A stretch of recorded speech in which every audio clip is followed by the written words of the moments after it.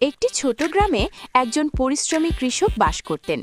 তার ৩টি ছেলে ছিল, কিন্তু তারা ছিল খুবই অলস। তারা কাজ করতে চাইতো না, শুধু সময় নষ্ট করত। একদিন সেই কৃষক খুব অসুস্থ হয়ে পড়লেন। মৃত্যুশয্যায় তিনি তার ৩ ছেলেকে কাছে ডাকলেন। ধীরে ধীরে তিনি বললেন, বাবারা, আমাদের জমিতে একটি গুপ্তধন লুকানো আছে। আমি ঠিক কোথায় আছে তা বলতে পারছি না। তোমরা জমি ভালো করে খুঁজে দেখো। বাবার কথা শুনে ছেলেরা খুব উত্তেজিত হয়ে গেল। তারা ভাবল, জমিতে নিশ্চয়ই অনেক বড় ধন সম্পদ লুকিয়ে রাখা আছে। তখন ৩ ভাই মিলে পুরো জমি খুঁড়তে শুরু করলো।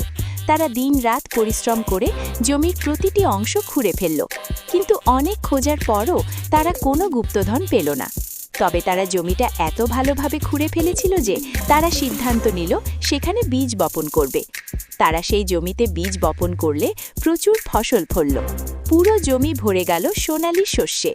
তখন ছেলেরা বুঝতে পারল, তাদের বাবা আসলে যে গুপ্তধনের কথা বলেছিলেন সেটি ছিল পরিশ্রম, কারণ পরিশ্রমই জীবনের আসল ধন।